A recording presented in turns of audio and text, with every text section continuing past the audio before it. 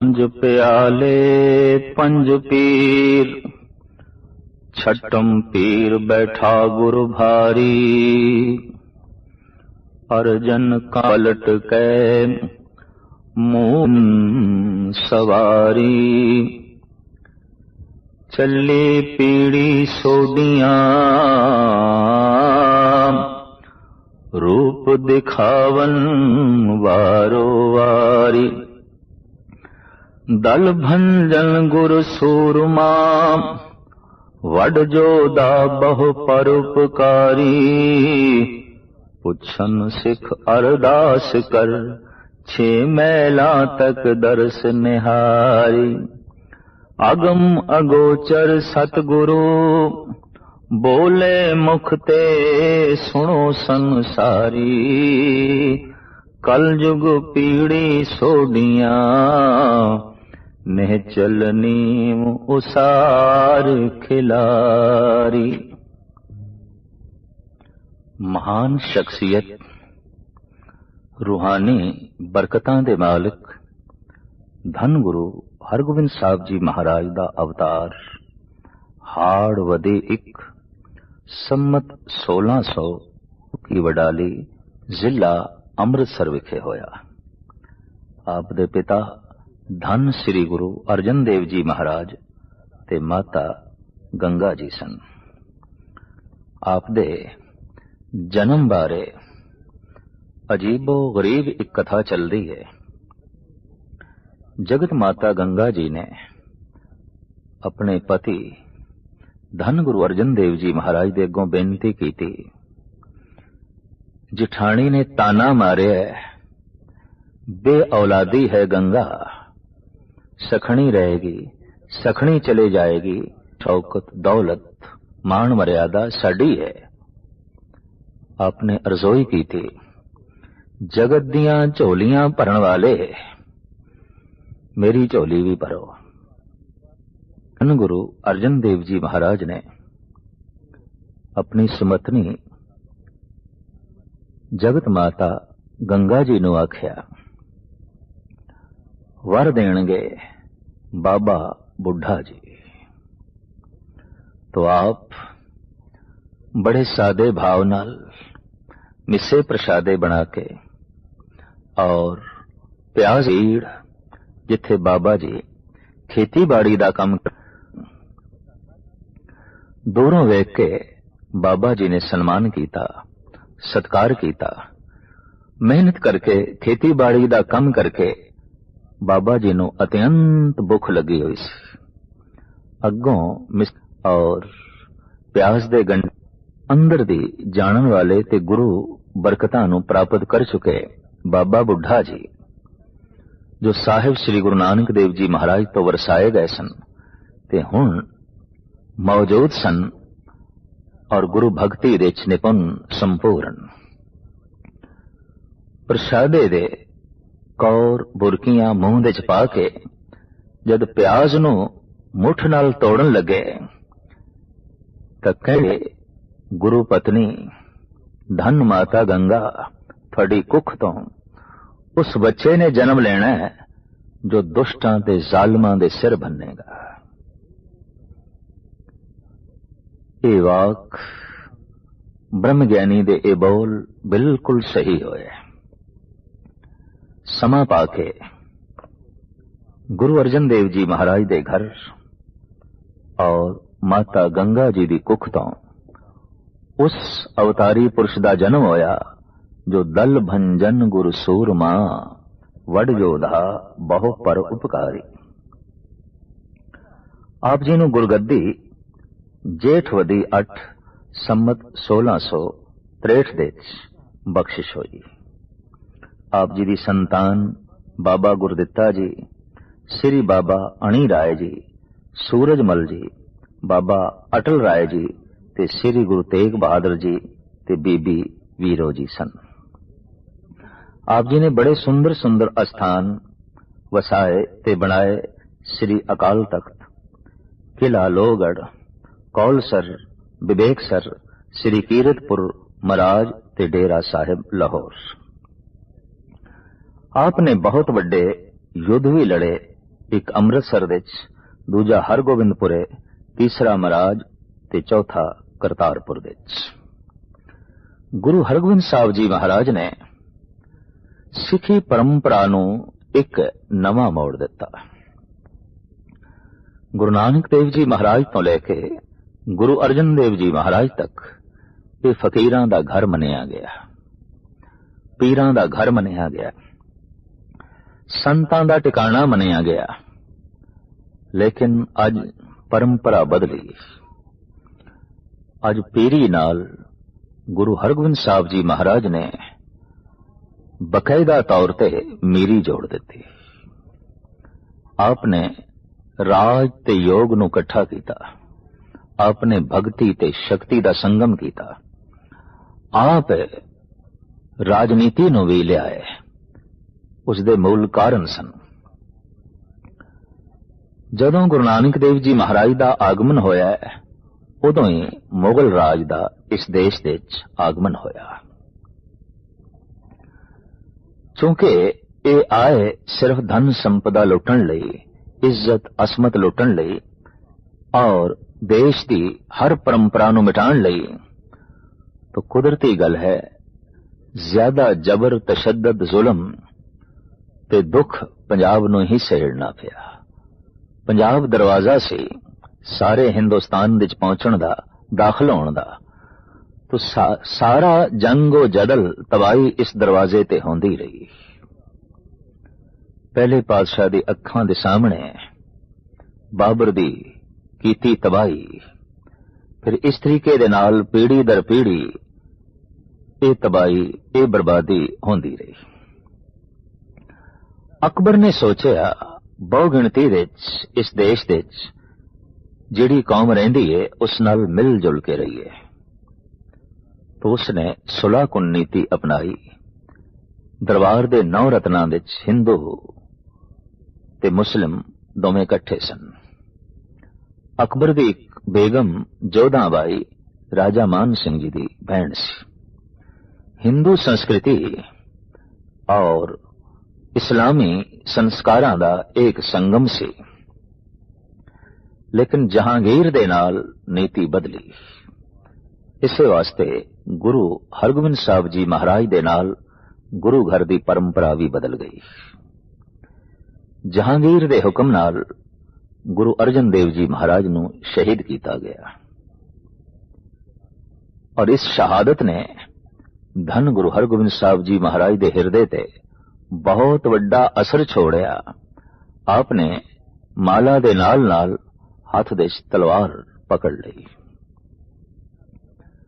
और कह दिता, अंदरूनी वैरियां दा मुकाबला करन लई जप ताई चाहिदा है, संयम चाहिदा है, प्रेम चाहिदा है, सत्संग चाहिदा है, गुरु भगती चाहिदी है। पर दोखी सिर्फ अंदर नहीं बाहर भी ने।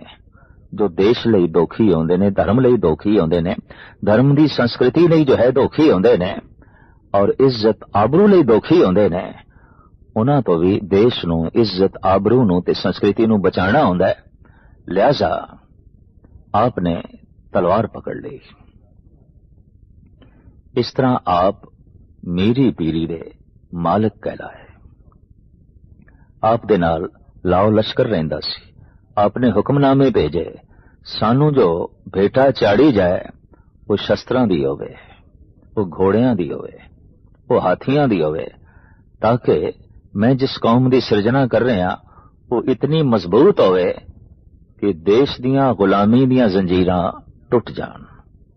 ये ख्याल देश की आजादी का सब तो पहले धन गुरु हरगोबिंद साहब जी महाराज ने बख्शिश किया, उन्हां दी देन है। और ये पीढ़ी दर पीढ़ी ख्याल अगे चलता रहा।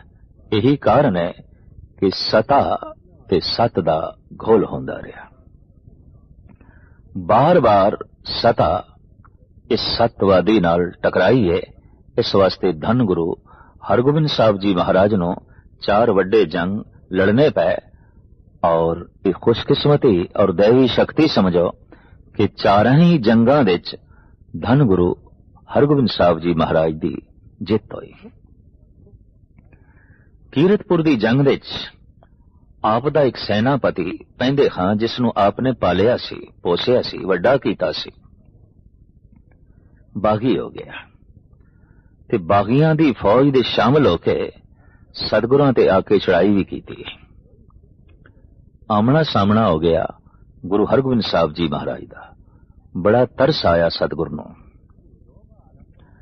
ਦਰਅਸਲ ਲੰਬੀ ਗੁਲਾਮੀ ਦੇ ਵਿੱਚ ਇਹ ਪਠਾਨ ਤੇ ਬਾਕੀ ਦੀਆਂ ਕੌਮਾਂ ਜੀ ਰਹੀਆਂ ਸਨ ਤੇ ਕਹਿੰਦੇ ਨੇ ਗੁਲਾਮ ਬੰਦੇ ਕੋਲ ਇਖਲਾਕ ਨਹੀਂ ਰਹਿੰਦਾ। ਗੁਲਾਮ ਬੰਦੇ ਦੀ ਅਣਖ ਮਰ ਜਾਂਦੀ ਹੈ, ਗੁਲਾਮ ਬੰਦੇ ਦੀ ਗੈਰਤ ਪੈਰਾਂ ਥੱਲੇ ਚਲੀ ਜਾਂਦੀ ਹੈ। तो पैंदे खां दे अंदर भी कोई इखलाक नहीं। उसने पूरी एहसान फरामोशी की थी, सतगुरां दे कीते उपकार सारे भुला दिते और तलवार लेके सतगुरां दे नाल लड़न लई आ गया। महाराज ने भी मयान चो तलवार कढ़ी, लेकिन पहले वार जब पैंदे खां ने कीता सतगुर ने ढाल नाल रोकिया, दूजा वार उसने कीता वो भी पातशाह ने ढाल नाल रोकिया, यके बाद दीगरे उसने 6 वार कीते। गुरु हरगोबिंद साहब जी महाराज ने 6वें वार ढाल नाल रोके। फिर तलवार चलांदे हुए आख्या, चुना नमी जदन जदन ई अस्त। पैंदे खां तलवार इंज नहीं चलाई दी, इंज चलाई दी। वार करके दसिया। मुहस्सन फानी लिखदा है, मैदान जंग दे किसी दुश्मन नूं तलवार चलाण दी जाच सिखाणी, ये धन गुरु हरगोबिंद साहब जी महाराज दे हिस्से ही आया है। हिरदा कितना कोमल सी, कितना निर्मल सी, कितना पावन सी, 12 मूला दी गल है। मां बाप ने नवे जन्मे एक बच्चे नूं बाहर रूड़ दिता। क्यों? ढेर ते सुट दिता। क्यों? करूप सी ते जन्म समय इस दे मुंह दे चों 2 दंद बाहर निकले हुए सन। सतगुरु शिकार खेडदे हुए जद उत्थों लंघे, बच्चे दे रोण दी चीखण दी आवाज कन्ना च पई। दर्दी दाते ने अपना घोड़ा रोकिया, नाल दे सिंगां नूं कहा, देखो किसे मनुखी बच्चे दी आवाज गंदगी दे ढेर तो आ रही है, रूड़ी तो आ रही है। सिंह बजे हो गए, देखिया कि हां पातशाह मनुखी बच्चा है पर बड़ा कोहतरा है, बड़ा गंदा है, बड़ा कोतरा है। साहिबां दे मुखार बिंद तो निकलिया, कोई गल नहीं, चुक ले आओ, सुथरा होवेगा। इस बच्चे दा नां सुथरा शाह पिया। वड्डा होके इदा तकिया कलाम सी, हरदम नानक शाह धर्म दे बेड़े बनने ला, हरदम नानक शाह धर्म दे बेड़े बनने ला। बकायदा सुथरा शाइयां दा एक पंथ चल पिया, जिन्हां ने गुरु घर दा बहुत वड्डे पद्धर ते पंजाब दे प्रचार कीता और ये हत्थां दे कड़े पा के सोटियां नाल वजा के बस बार बार यही गाई जांदे सन कि हरदम नानक शाह धर्म दे बेड़े बनने ला। इस तरीके दे नाल ਇਹ ਗੁਰਮਤ ਦਾ ਪ੍ਰਚਾਰ ਕਰਦਾ ਰਿਹਾ ਤੇ ਸਤਿਗੁਰਾਂ ਦੀ ਸ਼ਰਨ ਵਿੱਚ ਰਹਿ ਕੇ ਬ੍ਰਹਮ ਗਿਆਨ ਨੂੰ ਪ੍ਰਾਪਤ ਹੋਇਆ। ਤੁਖਮੇ ਤਾਸੀਰ ਕਰਕੇ ਮਜ਼ਾਕੀ ਸੁਭਾਅ ਦਾ ਸੀ, ਲੇਕਿਨ ਸਤਿਗੁਰਾਂ ਦੀ ਸੰਗਤ ਕਰਕੇ ਬ੍ਰਹਮ ਗਿਆਨੀ ਹੋਇਆ, ਸੀਲ ਸੰਜਮੀ ਹੋਇਆ, ਪ੍ਰਭੂ ਦੀ ਭਗਤੀ ਕਰਨ ਵਾਲਾ ਹੋਇਆ। ਇਸ ਤਰ੍ਹਾਂ ਦੇ ਬੱਚੇ ਨੂੰ ਜਿਸ ਨੂੰ ਮਾਂ ਨੇ ਵੀ ਸੁੱਟ ਦਿੱਤਾ, ਪਿਤਾ ਨੇ ਵੀ ਸੁੱਟ ਦਿੱਤਾ, ਗੁਰੂ ਚੁੱਕ ਕੇ ਲਿਆ ਹੈ ਔਰ ਆਪਣੀ ਗੋਦ ਵਿੱਚ ਥਾਂ ਦਿੱਤੀ, बच्चे की तरह जो है पा लिया। इस सूरबीर दा हिरदा कितना कोमल सी, इस घटना तो पता चलता है। आपने सिख जगत नूं एक बड़ी अजीम देन दिती। अकाल तख्त हुक्म कीता, ऐ सिंघो अपने राजसी झगड़े, धार्मिक मतभेद, समाजिक कल कलेश इस तख्त ते आके निपटाया करो। आपस विच बैठ के फैसला करया करो ते अकाल तख्त दा जथेदार जो फैसला करे उसनूं प्रवान कर लिया करो, उसनूं कबूल कर लिया करो। सिख जगत विच ये बड़ी महान परंपरा धन गुरु हरगोबिंद साहब जी महाराज ने तोरी और वाकई इसकी लोड़ सी, क्योंकि देश खतरे दे सी चारों ओर और आपसी विखाद खड़ा हो जाए तो फिर देश की रक्षा करनी ते अपने आप नूं बचाना औखा हुंदा है। आम जगत विच जिहड़ी राजनीति चलदी है वो इन्हां 4 गुणां करके चलदी है जो वास्तविक 4 गुण नहीं ने, हकीकत विच औगण ही ने। शाम, दाम, दंड, भेद। अगले दी शरणी पै जाओ या अगले नूं अपनी शरण विच थां दिओ और इस तरह उसनूं काबू विच रखो। पर उसदी शरणी पाया ते शरण विच रखण दे नाल भी वो काबू विच नहीं आया तां दाम कुछ दे के उसनूं काबू करो। पर जे किधरे वो दे के भी काबू विच नहीं आया तां दंड, उन्हें सजा दो, उन्हें मारो। पर जे दंड नाल भी वो काबू नहीं, फिर टुकड़े टुकड़े करो, फिर पाड़ दो, वखेवा खड़ा कर दो। आज तक सारी दुनिया विच राजनीति इसे ढंग नाल चलती रही है और चलती आ रही है। धन गुरु हरगोबिंद साहब जी महाराज ने राजनीति की नवी बुनियाद रखी। मिलनसारी दा जज्बा, भाईचारा, इंसाफ, बराबरी, प्यार, ये आप दे बख्शे हुए बड़े महान सिद्धांतिक नुकते जो बड़े कारामद ने और सिख जगत नूं बहुत तामीरी रुचियां देंदे रहे। आप दा शस्त्रधारी होना और नाल घोड़ा सवारां दा रखना, सैना दा रखना वक्त दी हुकूमत नूं चंगा नहीं लग्या। आपने प्रचार दे नाल नाल यह प्रचार भी आरंभ किया कि शक्तिशाली बनो, जो माला फेर दिओ इसकी रक्षा भी कर सको, अपने धर्म की रक्षा भी कर सको, अपने देश की रक्षा भी कर सको। समुचे कश्मीर दे जो अंदोलन चले हुए सन, आपने उत्थे फेरी पा के बहुत सुंदर दिलासा दिता और सारियां विच गुरमत दा प्रचार किया। कश्मीर दी सिखी धन गुरु हरगोबिंद साहब जी महाराज दी बनाई हुई सिखी है और उन्हां दे आशीर्वाद नाल फली है, फुली है। जहांगीर इसने एक दफा सतगुरां नूं बुला भेजिया आगरे। पातशाह गए, शानो शौकत गुरु हरगोबिंद साहब जी महाराज दी देख के लाओ लश्कर, सीस ते कलगी, गले विच मोतियां दी माला, मोंडे ते बाज, हथ विच तलवार चमकदी हुई जिसदी सोने दी मुठ। ये शानो शौकत जरी नहीं गई जहांगीर तो। और आम कहावत है, एक बादशाह अपने सामने किसी फकीर नूं ते बर्दाश्त कर सकता है, मंगते नूं ते बर्दाश्त कर सकता है, बादशाह अपनी बराबरी दा किसी बादशाह नूं बर्दाश्त नहीं कर सकता, ईरखा नाल भर जाता है। उसने धोखे नाल गुरु हरगोबिंद साहब जी महाराज नूं आगरे दे किले विच कैद करवा दिता। सिख जगत विच बड़ा रोस फैलिया।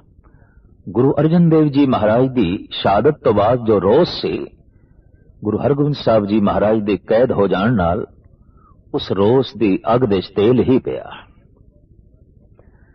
जिस ग्वालियर दे किले विच आप नूं कैद रखिया गया, उत्थे पहले दे ही 52 राजे कैद सन। इस देश विच जिस राजे नूं जहांगीर ने एक शक्ति समझिया, ताकत समझिया और अपने लिए खतरा समझिया, उन्होंने जोब कोब करके काबू किया ते फिर ग्वालियर दे किले बंद कर दिता।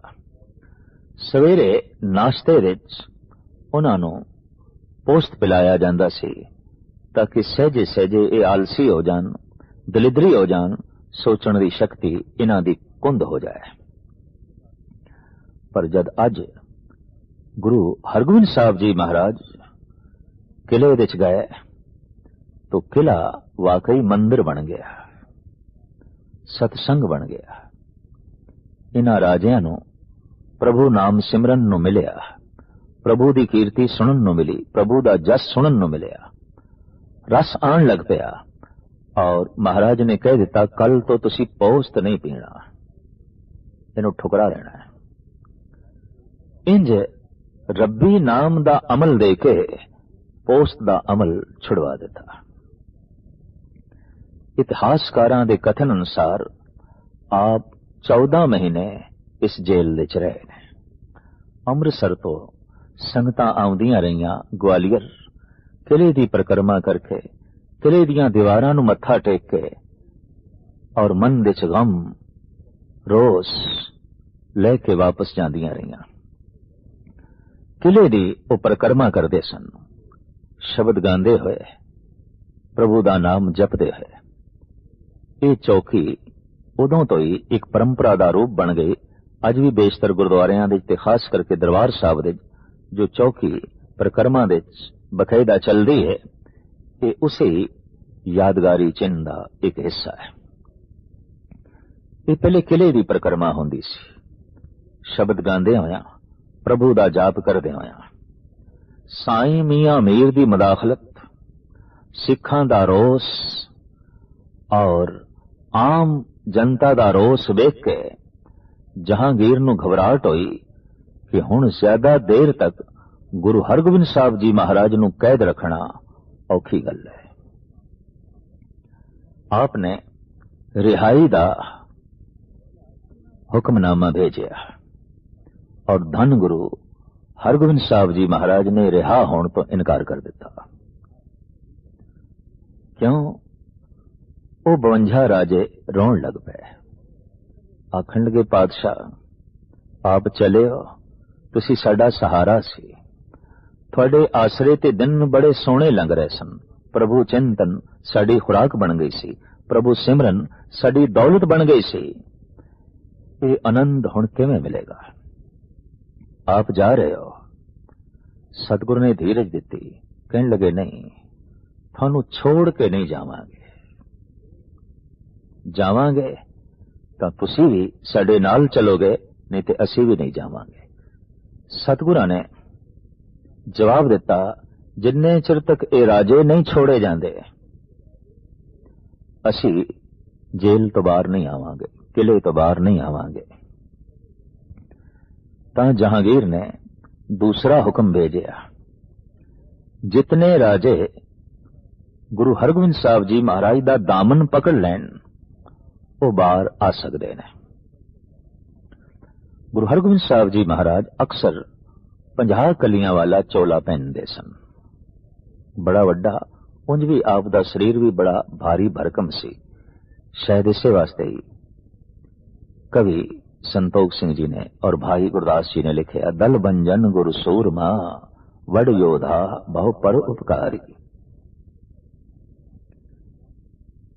आपने तमाम राजियां नूं कह दिता, एक एक कली पकड़ लो मेरी, तो 50 ने ते पकड़ ली। राजे 52 सन, दोवां दियां बावां सतगुर ने पकड़ लिया। इस तरह 52 राजे बाहर आए, दर्दी दाते दा नाम पै गया बंदी छोड़ धन गुरु हरगोबिंद साहब जी महाराज। बंधना नूं तोड़न वाले जो उम्र कैद भोग रहे सन, उन्हां दी बंद खलासी की थी। उत्थों आप वापस आए ने आगरा। आगरे विच जमुना दे कंढे ते जहांगीर दा तंबू लगया, आप दा भी तंबू लगया। जहांगीर ने स्वागत जरूर किया और स्वागत विच राजनीति सी। महलां विच बुलाण लई आख्या, सतगुरु ने इनकार किया, आख्या नहीं, तेरे महलां साडे सिख नहीं आ सकणगे और भीड़ नूं तेरे संतरी रोकणगे, ते साडा दर ऐसा है जिथे किसी नूं रोकिया नहीं जाता। तो गुरु हरगोबिंद साहब जी महाराज दे खैमे दे नाल जब जहांगीर ने भी अपना खैमा लगवाना चाहा, तो उस वक्त गुरु हरगोबिंद साहब जी महाराज ने आख्या, इत्थे फिर पैरा होवेगा, फिर सिखां नूं रोक लगेगी। तो जहांगीर ने कहा, नहीं, जितने दिन आप इत्थे हो पैरा नहीं रहेगा। एक घाइया सिंह घा दी पंड वेच के एकदम आया है। पहला तंबू शहनशाह दा सी, सीधा दाखिल हो गया। मुगल शहनशाह भी सिर ते दस्तार रखदे सन, दाड़ा हुंदा सी। जहांगीर ने भी गल विच मोतियां दी माला पहनी हुई सी, कोल बाज बैठा सी। गुरु हरगोबिंद साहब जी महाराज बारे जो कुछ सुन रखिया सी, इस तरह दी शानो शौकत जहांगीर दी वेख के 2 टके जो घास वेच के उसनूं प्रावां दे च रख के हथ जोड़ के कहंदा है, सचे पातशाह मेरा लोक परलोक सुहेला करो, मेरी झोली दे च भगती दी दात पाओ। तां जहांगीर एकदम उठ के कहण लगे, तू गलत थां ते आ गया। जो लोक परलोक सुहेला करदा है, जो भगती दी दात देंदा है, उसदा तंबू अगे है। सिख ने एकदम टका चुक लिया ते जहांगीर कहने लगा, साडी औकात एक टके जैसी भी नहीं, तू साडे कदमां दे च एक टका भी नहीं रख सकदा। तो उस वक्त सिख ने आखे, ये टका नहीं, इस दे च मेरी शरधा है, मेरी भावना है, मेरी मेहनत है। तो जहांगीर ने मोहरां दी थैली नहीं ने, और ये मोहरां दी थैली गुरु दे कदमां च रखी। धन ओ सिख कहने लगा, ये मोहरां दी थैली मेरी मेहनत नाल नहीं आई, और जो मेहनत नाल मैं कमाया धन नहीं, उहदे च मेरी शरधा भावना नहीं होवेगी, और जे शरधा भावना नहीं तां गुरु दी प्रसन्नता दा मैं पात्र भी नहीं बन सकांगा। उन्हें अपना तंबू तो निकले बाहर, अपने तंबू तो गुरु हरगोबिंद साहब जी महाराज निकले और भज के रस्ते देखी अजे सिख है, तंबू तक पहुंचे ही नहीं, गलवकड़ी च ले लिया।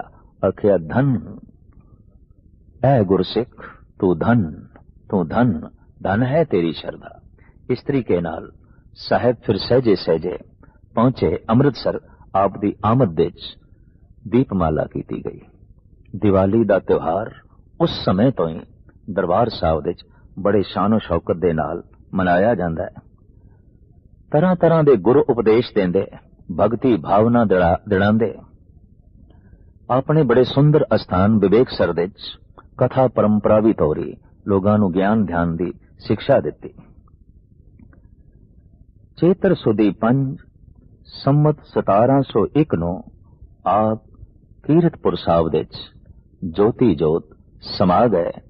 इंज एक अगम्मी छाप जगत नूं दे गए कि फकीर सिर्फ ओही नहीं जो माला फेरदा है, फकीर ओ है जो अपनी माला दी रक्षा भी करदा है, अपने देश दी रक्षा करदा है और लोगां दी इज्जत आबरू बचाण लई भी अगे आउंदा है।